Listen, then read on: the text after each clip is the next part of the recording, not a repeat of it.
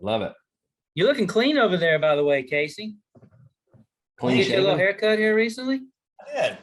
Got the sides, the ears lowered on the sides a little bit. Nice. I was getting a little scruffy.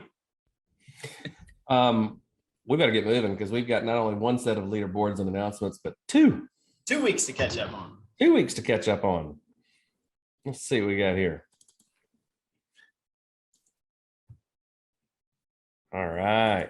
You can do it. Look at this, man. It's a pretty good call lineup today. Ayers and Sicily with Of that topic. MVP Jordan Hunt. Life at the top. Pitfalls and processes on the way to 120. It's gonna be one for the note takers for sure. Yep. See if we can leave you at least 35 minutes. Yes, I'm going to burn through these, and I'm not doing that as a sign of disrespect. Just know that we got 2 sets of leaderboards. On the left-hand side is 2 weeks ago, and on the right-hand side is last week. Number 1 writing agent 2 weeks ago was Adam Johnson with $8,000. Last week, William Caldwell with $4,000. Top producers: Glee Israel, Andre Nero, and Louis Alraheb, $34,883. Man, that's a big week. Chad Harrington, Mariah Meistus, and Andre Nero, $50,000. Good Lord. Monster. That's like $82,000 in production for 2 weeks. Yeah. We're on the Killing it. board, or is this personal production board? Lord, making sure my commas are in the right place. Well done. Harrison Zipkin and Benjamin Miller both tied with 19 applications a couple of weeks ago. Nero with 31 and Miller with 23 this past week. Well done. Holly Lockhart, top MedSup writer, and Scott Forehand, top MedSup writer. Top DI producer was Lisa Gagnon and Brian Smith, almost $4,500. I mean, I hate to say it, but number 2's got a really strong name. Remember Casey? Salvatore Capobianco. That is a great name. Top IUL producers: Glee Israel with $20,759 for the week. Way to go, Glee! That's what I like to see. Chad Harrington with $25,000 in IUL production last week. Top annuity producers: man, Jesse got outdone by Michael Mastro Pietro, $797,481. Winifred Brown had a good week. Alicia Hudson, Jesse Laraga. There's a lot of new names I'm trying to work through here, Casey. I don't feel like you should be judging me as harshly. Eric Frias and Brick Bradford. That's a cool name too. Brick Bradford. Brick Bradford. Unless it's Bryce. I bet it's Brick. We're gonna need clarification. Top DFL producer Scott Simkin, $17,000, and Keith Fonseca for last week. Way to go, DJ. Nice. Man, Roddy and them are killing it. Was talking with him over the weekend. Look at these numbers: Puckett, Goheen, Jessup on the base shop recruits. Jacob Pogue. It's got to be a record. Is that a record? Popping, guys. Popping. Is that a record? I see you, Ziller. Sneaking in there. Puckett, man. Puckett's up to something. What do you think it is? Look up to work on it, looks like. Back to work, Puckett. There you go, Cookie. He took you that time, Ziller. And Pogue, of course. Marty Valor. Valor. Jacob Pogue. Ashley and Tyler, Jeremy Whitaker, and Ian Graham all tied with new writers in the base. Jacob Pogue with 12 in the direct. That's what happens. If you notice the progression here, Casey, recruit more, first-time writers more, you grow more. Right. Easy Eddie Pritchett in the base shop from last week did well. Jacob Pogue again with 9. Ziller with 8 too, man. That is impressive. Top SNAs: Jordan Shank and Sammy Fine, Kevin Purdy on the direct side. Susie, Hutton, and Miller for last week's SNAs on the agency owner side. On the direct side, Jacob Pogue, Ryan and Michelle Miller, and George and Janet Matthews. That's a lot of SNAs. Speaking of, all right, I'm running through them, last names only. See how good I get here.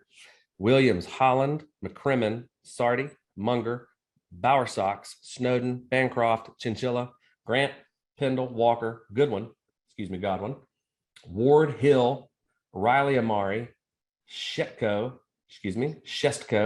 Davis, Howell, and Shepard. All right. Not bad, right? Yeah. Now you got another week to go though. All right, here we go. Let's see if this is a harder week. Craig, Lubin, Campbell, Chadwick, Sizemore, Proctor, Ninneber, Davis, Benton, Eaton, Caputo, Rodriguez, Mason, Tarrant, Giesbrecht, Hardy, Bertier, Trulock, and Cole. Congratulations, SNAs. Very good. Good work, guys. Well done, everybody. How do we do in the agencies? Jeremy Fine, first place is the key leaderboard for the week prior. Megan Simons, I'm sorry, Nice. for last week. Top AO was Christy Stadola. I like that picture. Look how happy they look. Isn't that nice? And Chad Harrington, I do not like your picture. Why has Chad Harrington not sent us a picture? Come on, Chad. We all want to know what Harrington looks like. Blow Chad up in the Q&A with some comments. If you guys would let Chad hear it, we'll take all of the messages and make sure that he might receive them. Top agency director, Alvarado. Yeah. All the way in Costa Rica, he can hear us, I think. Way to go, Dave. Get a picture of that. Spivey, send it to him. Yeah, I sent it. I got it. I'll send it to him. First time I've seen him on that leaderboard. That's awesome. He's brand new over here, man. Larry and Ann Griffin, though, took it last week. I see you, Brian and Rachel Jernigan, man. Good week. Eileen Balmer, the raddest of all, as per the usual, 2 weeks in a row. Well done. Trey Alderson Cloutier is sneaking up on you, though. Some good numbers to be recognized there from Amy Fine. I don't know if you've noticed lately. Mm-hmm. Looking good. Top MVPs, Brad and Kira Gainey. Good weeks by everybody on that board. Scotty Boy Summers, $135,000 for the week. Well done. Nate Offord.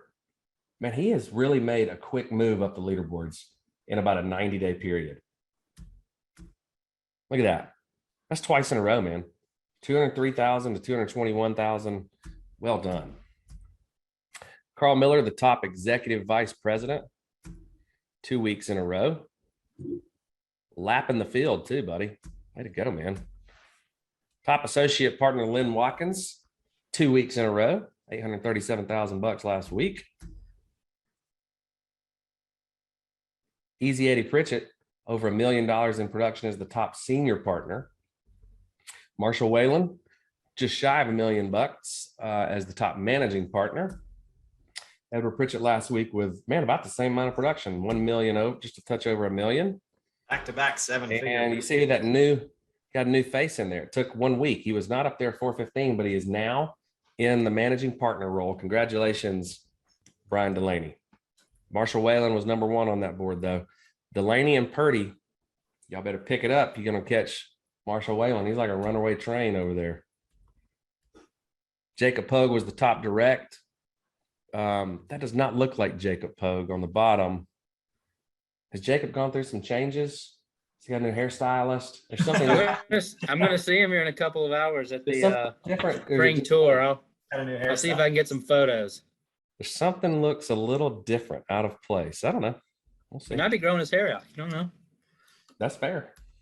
I think it looks good, Jacob. Scott Forehand, number one in the base. And man, Jacob showed up again under Paul Bine. Whoever's putting this leaderboard together, Got to run through that and double check that. we might need a little double checking. I like it. Man, we got promotions as well. Yes. 4 top producers. This is from the month of March, which, by the way, we forgot to say was a record submit, record placed, record recruiting, record leads out, leads in, record. If there was a record that could be written, record bonuses out. Did you see that? Spivey, have you ever seen a stretch of 2 or 3 months like we've seen?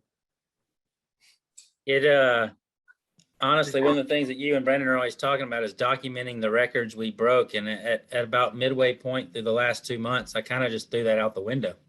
It's a full-time job. We're gonna have to. What do you want to what do you want me to tell you? It's a record. We're gonna have to hire a records keeper. Record scratcher. slash Record. keeper. Okay, I like that.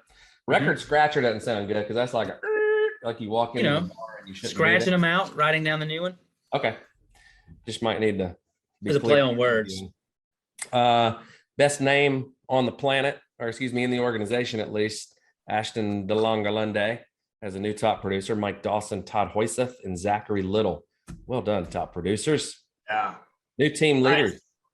Griego, Campos, Maddox, Miller, Sawyer, All, Bridges, White, Pope, Love, Persifield, and Sanchez. Way to go, team leaders. On the way up, new key leaders.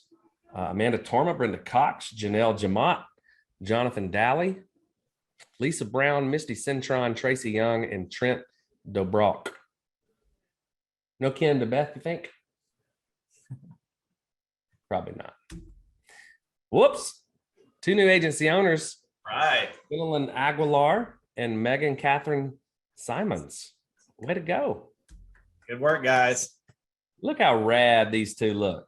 Dana Else and Frank Brenaz. Great.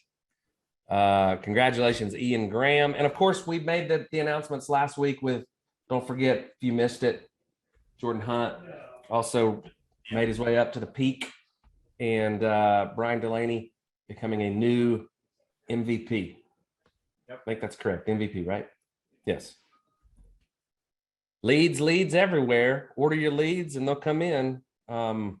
Illinois is still just banging with them. Alaska's even got leads. Wyoming and New Hampshire, 166. Okay, there are more leads than this in other places too. Just know that if you want these leads to start magically appearing in your orders, then turn in your standing lead order. SLO, your SLO. My Health 2.0 is part of Protect the Protector. Is going to be there's going to be some important updates tomorrow. Get ready for exciting updates and education on the new Protect. And actually, Brandon, we have a special guest, I do believe. We do. Who's that going to be? Give us a little bit of a teaser here, right quick, to talk about special meeting tomorrow, Thursday at 11 a.m. Eastern. Mr. Roger, do we have you on, bud? I'm not seeing a Mr. Rogers. We might have lost Roger. Not like a We'll beautiful have to day in the jump in neighborhood. tomorrow. Well, we'll have to stay tuned for tomorrow to talk with Mr. Rogers. But I like guys, that. we've got a new option coming out for Protect the Protector.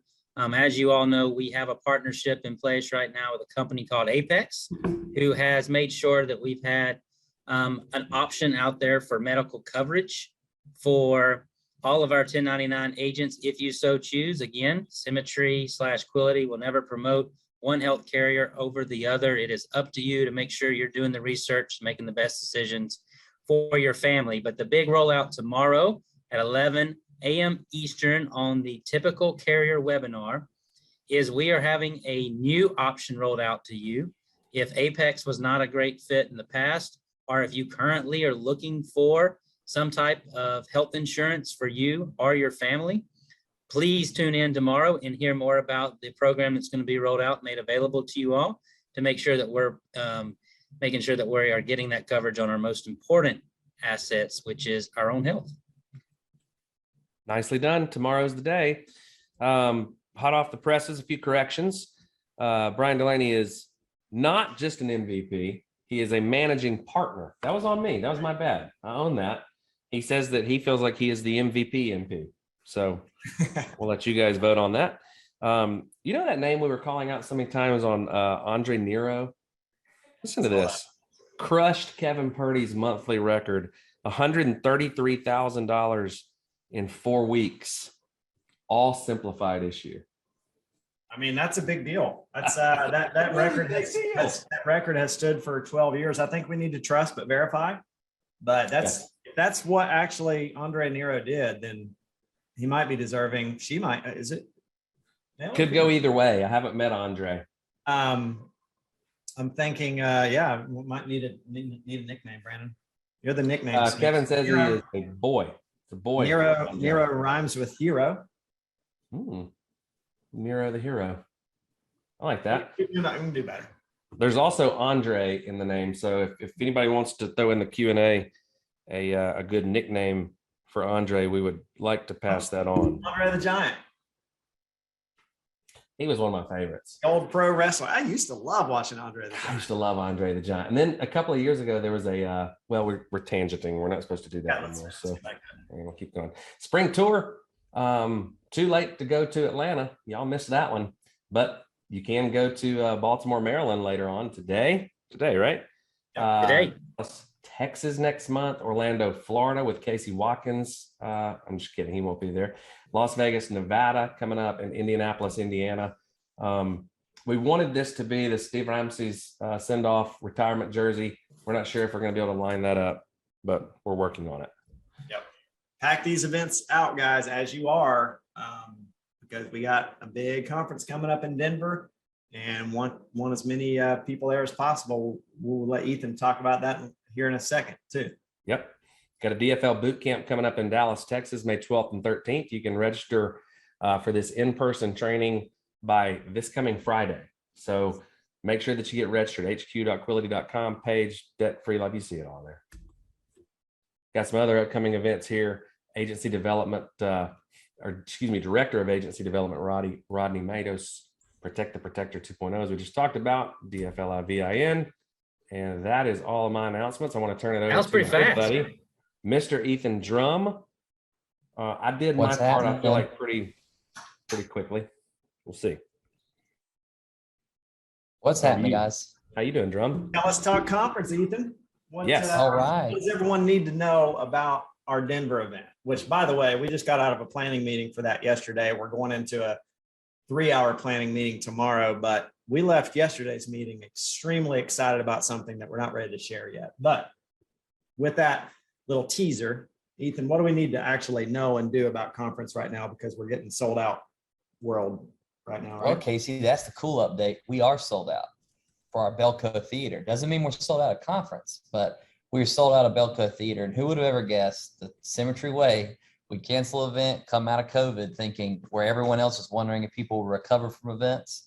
We end up selling out an event coming out of COVID, but sold out of the Belco Theater of tickets, of owners packs. So starting today, tickets will be held until May 15th, and everyone's got until May 15th to get their owners packs assigned. And so if you got your tickets, those tickets that will be considered for a seat in the Belco Theater will only be those that are assigned by May 15th. After that, everything will be overflow optional. So how do you do that? Reach out to Mike Rummage if you're wondering what tickets are unassigned or not assigned. We have reports that we can send to you to make sure you know that. Also, if you're listening to this call and you haven't bought your ticket yet, right now would be a great time to reach up to your upline and say, hey, got any of those tickets you haven't sold yet in those owner packets? We do not allow refunds on tickets, but we will allow during this time period one assignment. So reassignment. So if you bought a ticket and that person's left or that person can't come, life's changed a lot over the past couple of years. All you have to do is send the copy of the refund to that person that you've given, and we'll allow you one name change on that ticket. All of this information I'm sharing will be sent to you via email. It'll be in HQ and for you to access. But again, it wouldn't be us unless we ran a little bit of a opportunity contest. So first come, first serve basis until May 15th. Anyone who books their hotel room under our block on our website, under the Hyatt blocks at reimagine22.com, anyone who has a hotel room booked until May 22nd will be guaranteed a seat in the Belco Theater. We have a limited number of space, be a first come, first serve basis. So definitely get in there after this call, bookmark it, go there. All this information will be there. So if you're asking some questions if you're sold out of the Belco, what's going to happen with overflow? Well, I don't know if you've ever been to any of our conferences, but anything we do first class. So anyone that you sell a overflow ticket to will have a first in class, highly excellent production level in the room where we'll be streaming in there. We're also going to have hosts from different agencies to come in and make sure that your recruits have people welcome there and delivering first in class customer service. So we want to get as many people to conference, and we got a lot of room to grow. So right now that means that 5,000 people are coming to conference. We'd love to see 10. We'd love to see 15. I know Casey's cringing with me saying 15, but hey, that means more people. We know if you were on this call last week, Chris Cook gave the best testimony. He said, if I would not have come to conference, I would not be where I'm at right now. And so we believe that the best way for you to get involved is be with our people, be a part of our family. And we got some crazy cool things, like Casey said, after our 3-hour meeting tomorrow, some crazy big announcements that you're going to want to be here. So that's what I got, guys. Again, this information will be emailed to you. It'll be at HQ. Book your hotel room today to guarantee your spot. We only have a limited number of slots. And once those hotel rooms sell out, don't worry, we'll be working with the hotels to make sure everyone gets rooms and find more options. But right now, we got to know how many tickets we've sold. And the only way to do that is assign them. So go get them assigned today. Get your tickets, guys. We are in the middle of transforming an industry that has needed transforming for a very long time. And this, out of all the conferences we've ever had, can't think of one that would be more historic than this one for our company and really, and for the industry. You know, with the products that we're going to be rolling out, y'all want to be a part of this. It's not a question of should you be there. It's how many people am I going to have sitting next to me to experience what we're all going through right now. So this is it. This is the heyday. Let's jump into it. Yes. To make that point, Cicely, if you can unveil, Jordan Hunt, unveil. Hi, CC. Brandon? How's your elbow feeling? I'm sorry, what was that? How's your elbow feeling? Man, I took off. I have this crazy little like wrist thing that's really nuts on it. It's not feeling awesome, but thanks for the tips this morning and the tools. I'm gonna be coachable, and I counseled upline this morning. Did you see that? I was like, hey I Brandon, like that. what do you do if See, you get Casey's got $10? his. Yeah. Awesome. I've got mine somewhere. They work. But if you look at Jordan in the nicely fitted Symmetry shirt, you should probably be asking him on any fitness questions for elbow tendon. Any specific tendon questions need to be directed to Jordan Hunt. Yeah, don't ask the guys who have two bad tennis elbows here. Yeah. You're talking to me on how to fix tennis elbow, and I think I've had it for like 5 months. It's almost gone though. It's more like pickleball elbow at this point. Maybe it's not quite full-blown tennis. So it's not too bad. First off, Jordan, first time seeing you since the big victory, man. Congratulations on so many things, right? Celebrating an anniversary with Symmetry, celebrating the birth of a new daughter with Symmetry, celebrating the Intercontinental Championship that I see in the belt behind you. And then obviously your rise to the top. So congratulations on all that, man. I can't think of a better title for you and CC to be kind of talking about today than what it takes to do what you just did. Yep. Baby, having a new child, not absolutely necessary for this journey to get to the 120. That seems like that you had a little bit on you through all that. And I think the cool thing that Delaney kind of passed on to us was because you were enjoying the birth of your new child, like you took some time off during that last week, you took a step back, and your team with you out of the picture actually grew from the previous 2 weeks by about, if my memory is correct, 20 or 30%. So didn't just hit the numbers, but blew past the numbers. So congratulations, buddy. You're muted though. So thanks, Brandon, man. Really appreciate it.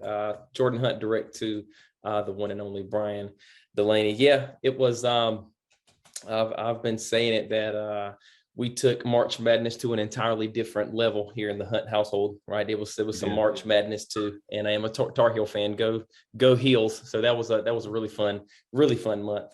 But yeah, it was really interesting, Brandon. It was, at the time where I felt like I had the least that I could give to my team, right? Like they gave the most back to me.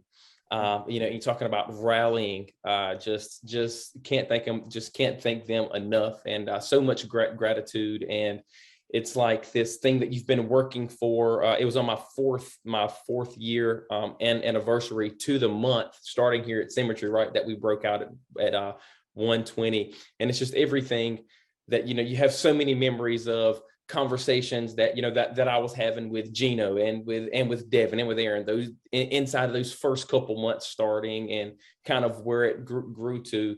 And just can't thank those guys enough. And when you accomplish something that's that large, that's that big, it's just impossible for one person to take too much of the credit, in my opinion. So I just want to give away as much of that as I possibly can. Yeah, man. Well said, buddy. How important was, you attending that first conference or two, to really just this whole path that you've been on? If I didn't make it to conference, there's no shot that I would have been here. I kind of went to conference to see if it was, I had a healthy level of skepticism, like most people did walking in the door. And I have this conversation here. If you don't know the importance of getting people to conference, Brian Delaney made one phone call, right? And from that one phone call, my first conference that was in Raleigh, North Carolina, I walked in the door with 4 people. Right, there's one gentleman who's no longer here. There was myself, there was Aaron McLean and Gino Locklear. No opt credentials, no nothing, no contracts back at the time. Brian Delaney made one phone call, and that's what he got. Walked in the door. One of them's a 120, and 2 others are agency owners on their way up to 120. So I think it's such a great testimonial, not only for yourself and the importance of kind of getting there, but for all of you builders that are listening in, like how important, how valuable can one phone call and really just the idea of what your expectation level is for people. How important are those phone calls? Brandon, you're spot on there. And I'm so glad you brought that up, Jordan and Cicely. I don't know if this was one of y'all's pitfalls, but a pitfall for sure in this business is assuming that communication happens. Yeah. Just because, hey, my people are on the call. So, hey, Brandon and Casey talked about conference. They're going to sign up. And B, assuming that a phone call or a text doesn't matter. Assuming that they're getting the message, or that it doesn't really matter if you're kind of engaging with them on that kind of level. But clearly it was important enough for Brian to reach out to you. It probably stood out to you, Jordan, as like, well, he's kind of spending some personal attention on me. I don't even have opt credentials. Mm-hmm. Think about how valuable that dial was, or that contact was to Brian Delaney. We always talking about dialing for dollars on the phone when we're selling insurance. Mm-hmm. And that you do the math backwards, and you can track back to every single dial I make, I'm worth $47 or $100 or whatever it is that you're worth. There's you can't even put a value on the type of phone call, the type of, monetary value in actually picking up that phone and calling some of these new agents that you have, or calling anyone that's not registered for conference saying, hey, noticed you weren't registered. I'm assuming you just kind of hadn't hit the done button yet. Hit the done button. By the way, how many people are you going to bring with you?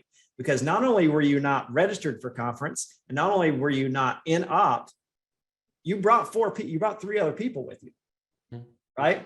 And 2 of those other people were pretty important to your success here. And so, man, what an awesome testimonial for how important conference is, and how to actually, handle this as a leader, and how important it is for leadership to be able to, reach out to people like that. So it's good, man. There's another cool testimonial too, that I wanted to throw out, because Cicely, if I remember your story correctly, Ayers had been here for a little while, and this kind of speaks, Casey, to the value of bringing a partner, right? Not a spouse at that time, but they'd been dating for a long time, certainly a very serious life partner. And did he have to drag you there, Cicely? Did he have to convince you to come to that first one? Or were you going more of in a supportive role? Or were you there to actually take a look at it to see if maybe it would even be a good fit for you? A lot of questions in there, but give us the story. Thanks, Brandon. Cicely Newsom, also Director Brian Delaney and Symmetry. Glad to be here, guys. Brandon, I'd say both of those things are true. Ayers did drag me to conference, and it was because I'm a supportive wife and person that I agreed to be dragged to conference. So I think it was a little bit of both. Ayers had about 6 months with a practice company, and I'd gone to one of their events, and it was awful. It was like you lift up the plate for dinner, and the chicken's kind of like a gray color. you know, and you're like, "Dude, what country club are we at in the middle of nowhere?" You know, it was awful.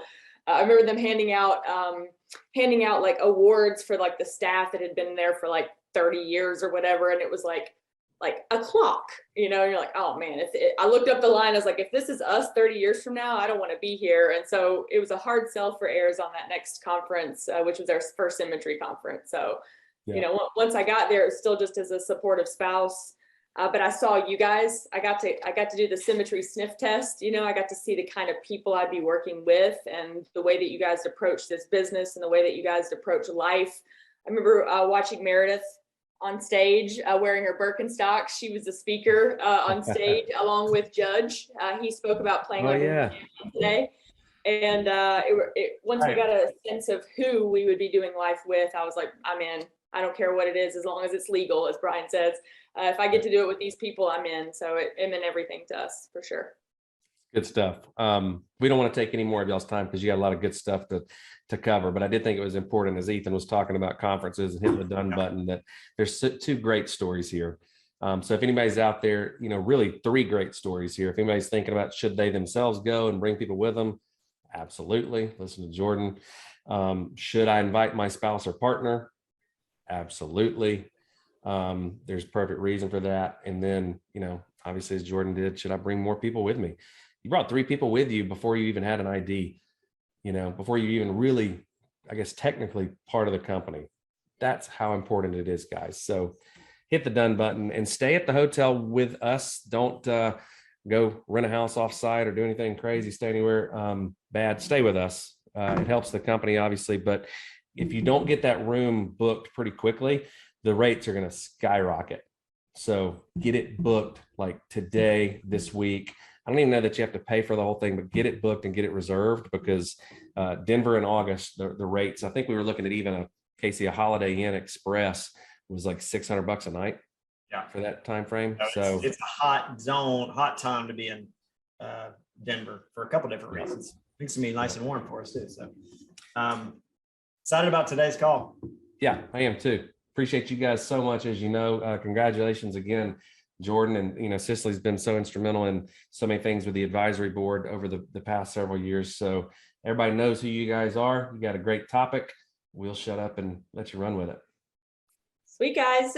Thank you so much, Brandon, Casey. First of all, you nailed it on the timing. I just want to show my gratitude that, like, you know, there's a little bit of banter, which we love. Please don't ever get rid of that. Please don't ever get rid of that. We love you guys for that. That's what endears us to this company. But you nailed it. Like, you know, 129, we were talking about our topic. So thank you guys so much. We're, you know, Ayers and I, like I mentioned, direct to Brian Delaney. Technically on paper, I'm direct to Ayers. Right. So forever grateful for my husband, Ayers, who, without his willingness to make a decision and his leap of faith, I wouldn't be here either. And we certainly wouldn't be here without the guidance of Brian Delaney and Edward Pritchett. So, but we you know guys, that's just on paper. On paper, you know, he lets me, you know, run the show sometimes, and I let him run the show sometimes. But and just forever grateful for you, Brandon and Casey and Pope, and just for who you are. You know, all the things that follow after that is based on who you are as people. And it's been an honor and a privilege to get to know you personally and professionally, and just to be in business with you guys. So we're super grateful. I'm super excited for this call today too. You know, want to first acknowledge that this is a little bit of a unique call in the fact that Jordan Hunt is not my agent. He is my sideline running buddy.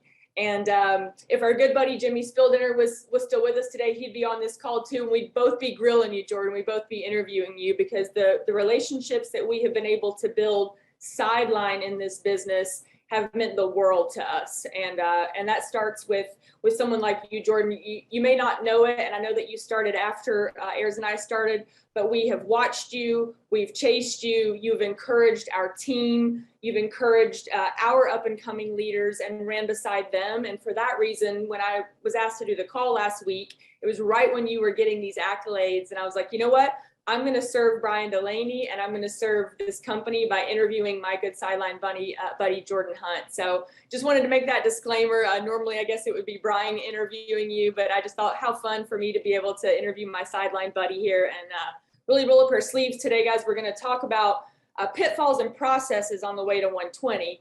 And I'll have Jordan introduce himself here in just a second, but to kind of prime the mind a little bit, you know, if you're brand new joining us for the first time, what Jordan Hunt and his team have just accomplished is a big, big deal here at Symmetry. He's made it to the top contract of the company and now become really direct to the company, which means that he's now eligible to, once he rises up and grows other leaders to that level, eligible for equity partnership and so many things above and beyond that. So the fact that you've accomplished this, Jordan, and one of my questions for you is how long did it take? 4 years to the month from the day you started, probably makes you one of the fastest agents inside of Symmetry to make it to that top contract with a team. So I'm fired up for today's call. We're going to talk about, you know, what kind of person do I need to become to make it to the top contract, right? Because one of my favorite quotes from Lao Tzu says, when I let go of who I am, I become what I might be. And I think that this journey here at Symmetry, yeah, it's about improving sales and it's about leading others, but at first it's about leading ourselves, and who do we have to become the kind of person that somebody wants to follow, and a team, 45 people to be specific, want to follow on this journey to 120. So I'm really excited to talk about that, but we're also going to be talking about some pitfalls, guys, because it's not all butterflies and roses, is it, Jordan? It's not all been just a lay down every single time and with no problems and with no lessons to be learned. So we're going to talk about some lessons that we can all avoid on our way to 120 as well. And then we're just going to celebrate Jordan's team and his culture, some of the characteristics that his culture has been able to embrace that have allowed all of them to rise to this big challenge. So with that, Jordan, give us an introduction. Tell us where you came from before Symmetry, and we'll dive right in.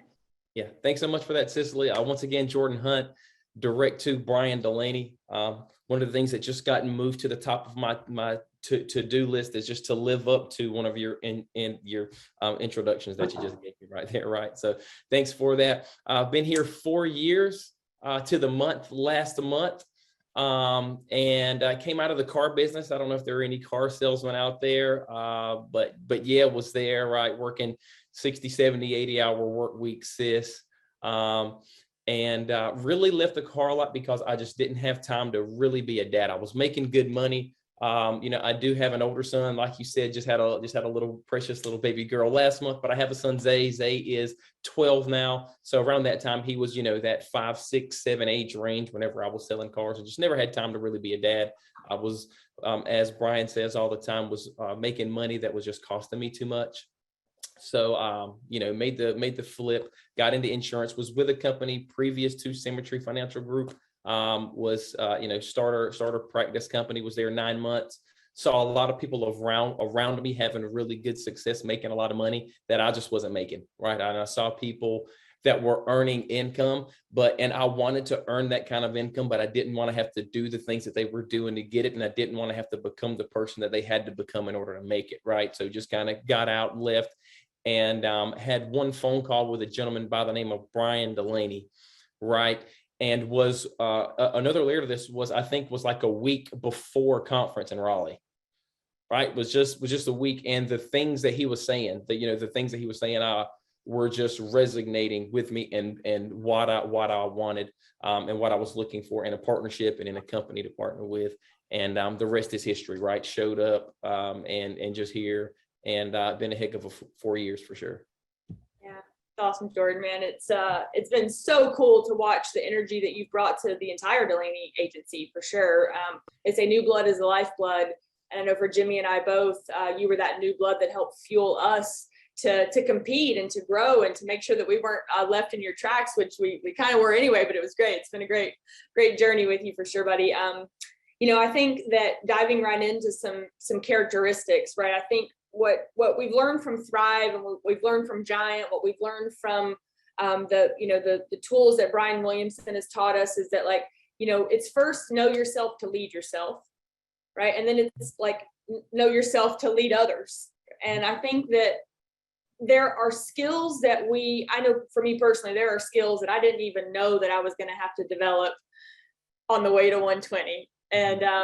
And I think I want to cover 2 different sets of skills. First, if you had to give us just 1 or 2 leadership skills that you have had to develop in the past 4 years to lead yourself, first. We'll talk about leading others in a minute, but leading yourself, give us 1 or 2 skills that you had to get good at the past 4 years in order to do what you've done now. Number one, so many things, right, come to mind, but just trying to put the most important things at the top. I think one was giving up the thought that I needed to be perfect in everything that I did, especially as a leader, and being able to communicate that as early as I possibly can whenever I'm working with people, right? We say it that people would rather follow someone that's always real than someone that's always right.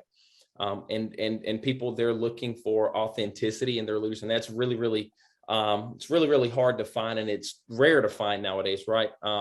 Authenticity isn't something that we're just born with or without. I think that it's a choice that we have on a daily basis, right? So just letting people know early on in this process as we're working together, like, hey, if you're looking, to partner and work with absolutely perfect people that are always going to get it right and never miss the mark, then I want to go ahead and give you permission to leave now, right? This is not, because that's not what you're going to find here. And if you ever talk to someone and they tell you that you found it in them, you need to run, because they're probably lying to you, right? But if you are looking like to lock arms and grow with a group of people who are absolutely sold out to becoming the best version of themselves that they could possibly ever be, then welcome home, right? That's what it's more about. Whenever you're striving to be perfect, perfectionism magnifies your mistakes and it minimizes your progress. Maximizes your mistakes, minimizes your progress. So that's what we're working on, not striving for perfection as a leader, but working on the progress, on the dailies, day in, day out, laying those bricks and making sure that I'm laying a foundation of trust that I can build on. Yeah, I mean, that's so good. It's like, and the word that I hear out of that is grace, right? And how important it is to have grace for yourself first and foremost. Now, grace maybe isn't a skill, but I think that grace can be developed. But it's like, man, it's kind of like we say, if you have to know everything before doing anything, like, not the place for you. Certainly that's true in leadership. I think that's a great characteristic. Any others that you wanted to name for this call for skills that you've had to develop personally to lead yourself? And also, Jordan, real quick, I know I think maybe the screen is shaking a little bit. I don't know if it's your standing desk, maybe. There you go. Yeah, perfect. That was it. Gotcha. Yeah. So, I mean, another thing that's even like being real with yourself, even I at that level of that 110 and 115 level, whenever COVID hit, we can kind of slip into complacency. You can slip into comfort. You can slip into routines, right? And just because I've been doing something some way, like, it's not survival, or it's survival of the fittest. It's not survival of the strongest, right? And it's in our ability to fit. It's in our ability to change direction, to be able to do something in a different way was really important for me, because up until COVID, as you know, we were like my agency was the poster agency for running corporate overviews. We were doing everything in person, right? And we were just growing, and we had, we were up doing 150, 180,000 inside of our first year and a half here with the company. And then COVID hits, and we had to completely pivot and change everything that we did. That was really important for us. Being flexible in those times was really, really big. Yeah. So like, I definitely take agility from that for sure. That's agility, grace, authenticity, letting go of being perfect. Those are awesome. So, I'm sure some of those translate into skills you've had to learn to lead others, but are there different set of skills you'd like to talk about, 1 or 2 that have been instrumental for you to lead others? A good gauge on gauging the health of your business is like how strong are the relationships of the people that I'm working with on a daily basis, and growing a knack for calling your people, not when they're doing well, right? Like, it's really easy to pick up the phone call when an agent's just had a 10, 15K week, calling in to check on them. But whenever they've kind of been out of pocket for a while, right? Are you calling them and having conversations with them then? I had to have one just this past week, and the whole conversation was around, every single thing that we face in this business and in life is temporary, so to speak. Everything's temporary. Anything that any hardship that you're facing, any trial, any difficult time, any tough thing that you have to do, it's all temporary. And the only thing that you have to do is outlast all those temporary things. I think Danny Young says it best. He says, he was like, the only thing that you have to do to win here is just not quit. All right, just not quit. So there are going to be times in this business where things seem overwhelming. Things get hard for everybody. But just understand that every time this business gets hard, we need to understand that we need to tell ourselves that that's good and it's supposed to be, and I can do hard things. You can do hard things. You don't need this to be easy for you to be able to do it. You just need to be able to, outlast whatever you're going through. Focus more on your progression and your trajectory than your placement, right? Than exactly where I am. It's not about like where I am, like I'm not going to be here forever, but am I better than I was? Our part of not just moving the ceiling up in this business is also making sure that we're raising our floor, right? So our good weeks get better, but another gauge on that scale, Cicely, is like, are my off weeks not as off? Are my bad days not as bad as they have been? And that's a signal for growth as well. And I love it, Jordan, because I've gone through this. I'm sure others on this call are going through this. I know our leaders on our team have gone through this. It's like there's this place when you're juggling, you're wearing all the hats, right? You're in the field, you're recruiting, you're coaching leaders, you're coaching agents, and it's like we can tend to go for efficiency over effectiveness. Mm-hmm. And so what I hear you say out of that is developing the skill that listens to our gut intuition around people and relationships. And I think it's like, man, that's not like, I'm sure somebody on the call is like, oh man, I really wanted to know how much he's spending in recruiting it. Like that's a good part of it. I understand that. But I think getting to where you've gotten to, the idea that you have an intuition of when it's time to reach out and love on somebody, right? Helping them see themselves as something bigger than they may see themselves in that moment, helping them understand it's just temporary. And a lot of times we can go for effectiveness. We can go for efficiency, but we don't go for effectiveness. And effectiveness is those little details that help build relationships. I just think that's like such an overlooked skill that so many of us go through in the throes of building the kind of organization that you have. I love that, man. So I would like to kind of switch gears just a little bit and talk about process, right? Because I think this will kind of, feed the fire for those of us that are like, okay, what's the thing that he's been doing or the things that he's been doing? And since process is the word of the year, one or two practical processes that you feel have enabled you to reach the top contract within 4 years. This could be anything. I'm sure you've got some things in mind, but I just want to know processes that have like, man, this is what did it for me. Okay. So obviously being able to staff up early on, right? I had a recruiter by the time I had been here for I think my sixth month. But more than just staffing up, as we talk about, just making sure that you find the right people. Make sure that you do that.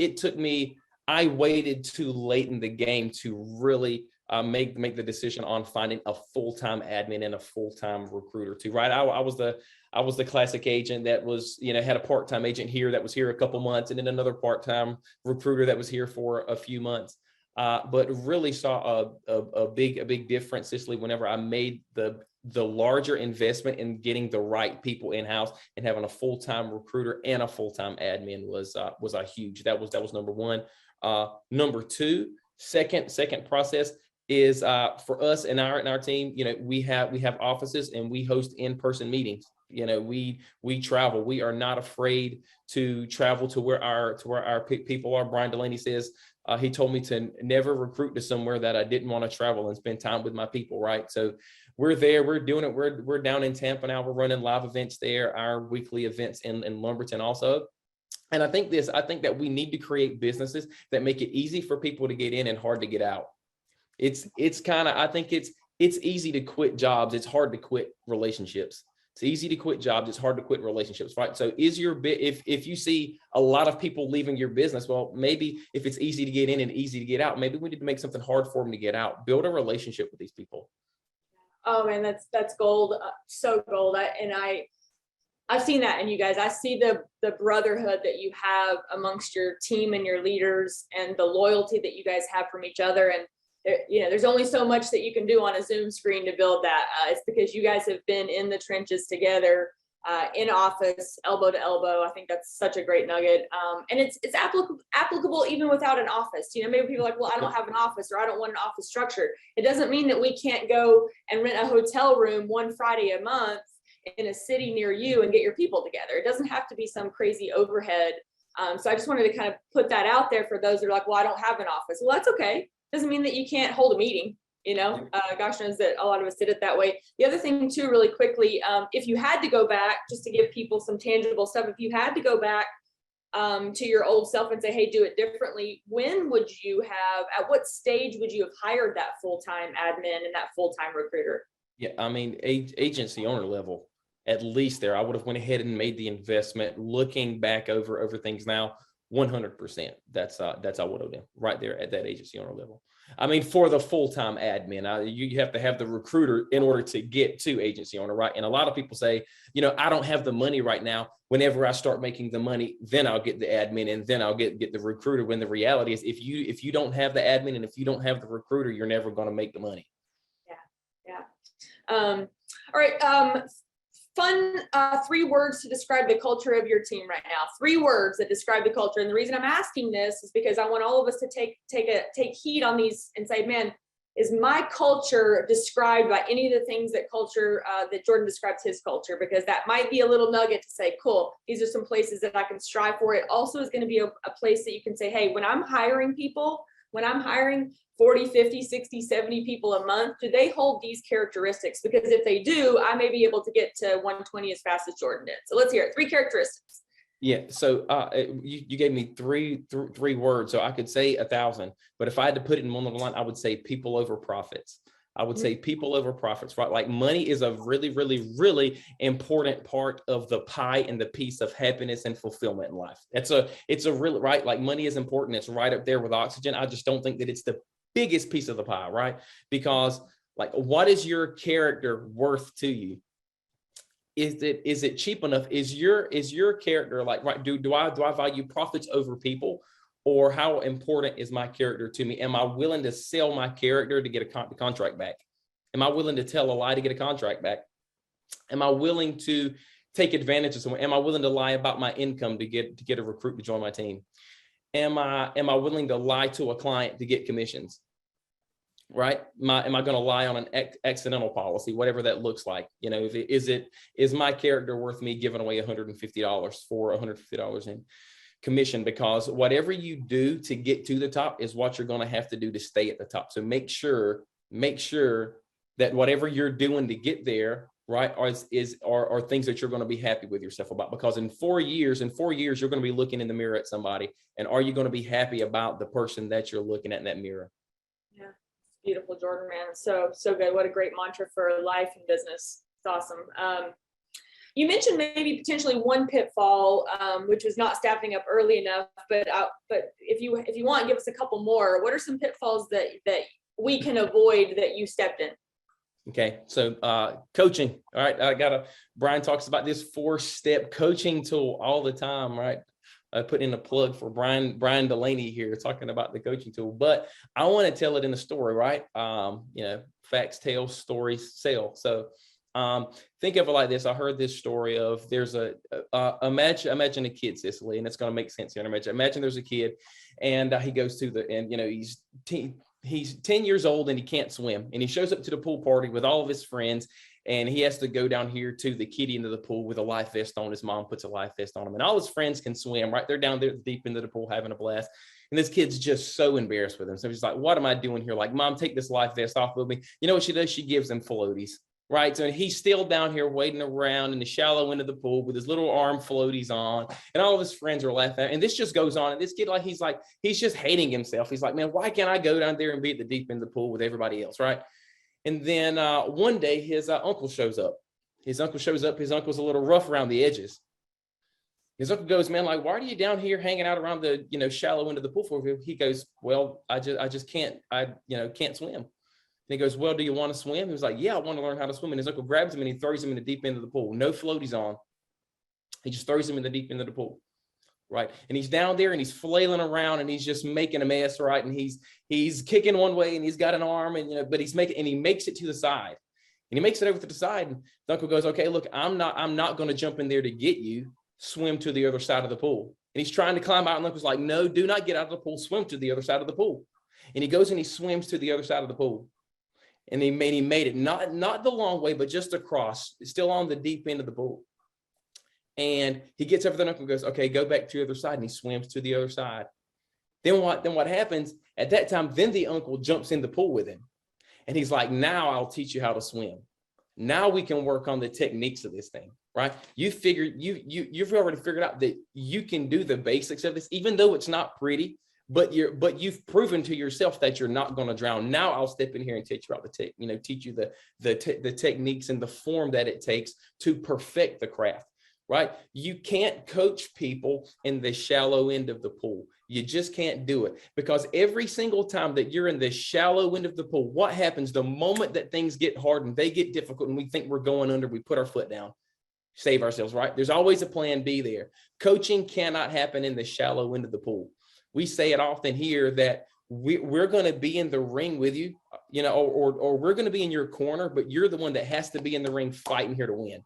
One of the biggest pitfalls that I thought that I could coach people out of mediocrity. I thought that I could just get down there and coach them in the shallow end of the pool. And I spent so much time and I spent so much energy down here, when really what they actually needed was they just needed me to throw them in the deep end of the pool. That's what they needed. How would Jimmy always say it? He said, man, like, I am willing to be the enemy of your current self to be the ally of your future self. My God, was Jimmy ever, like, how many enemies of people's current self was he, right?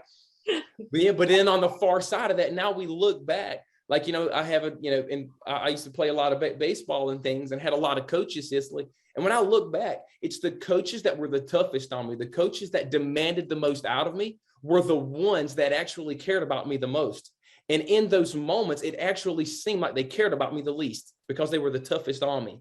And this business is no way. I think too many times we're down here and we're trying to coach people in the shallow end of the pool, right? And every single time things get hard, right, they just put their foot down and there's always a plan B. So that was a really big thing for me. And every minute of your time that you give to the wrong person is a minute that you take away from the right person on your team. Know that. That's a great, beautiful analogy, Jordan. I think it lends perfectly into the very last question that we'll leave the Symmetry Nation with today. And it does have to do with Brian Delaney, because so much gratitude for this man, what he's taught all of us. What an amazing leader for the company, an amazing friend, an amazing business partner. And I know that there are times where you fought to get Brian Delaney to that equity bonus, probably even harder than you fought for yourself to get to 120. And I think the question that I have for you is, like, what's the value in your team seeing you push for the ones above you? Because I think that I think that what we can lose as this company grows and grows and grows is a little bit of edification for the people that got us to where we are, right? And the giants that went before us and the paths that they have forged for us. And I think, what's the value in your team observing you over the 4 years push for Brian Delaney? And I think, practically, what does that sound like? What does that look like? And for anybody out there wanting to know, like, what type of leader do I need to be? Like, what were the characteristics of Brian Delaney that made you push for him? I want to start this off with a quote that I heard, and it said, when the day that we die, the things that we do for ourselves die the day that we die, but the things that we do for other people will live forever. And that's one thing where I feel like Brian always gave me so much in the beginning. He lives, 4.5 hours away, and he was willing to travel to little Lumberton, North Carolina, which is where I live, right? And if you don't know where that is, no, you are not alone. Nobody knows where it is, right? It's a little nothing town. I mean, it's the smallest, it's the poorest city in the poorest county in the state of North Carolina. That's where it is. And that's where this guy was recruiting, right? And he always says that, you're not recruiting to a place, you're recruiting to people. It's not about any location. It's about the people that you can find there. And he was willing to come here once a month for my first, year to year and a half in this business and help us get things off the ground. And that's it. That's what it's all about. And whenever I knew that I had the opportunity to not just get him another equity bonus, but the cherry on top was to know that we could be the leg that pushed him to managing partner was absolutely huge for our team. And man, there was just a real rallying cry around that. But I think that that mindset, Cicely, starts way, way, way earlier in the business, where whenever I was struggling in those early days, right, and you're in the field and you're getting your teeth kicked in, it's whenever we're feeling sorry for ourselves or sorry about our situations that we're currently in, like that's a really selfish place to be, and that's a really selfish emotion, right?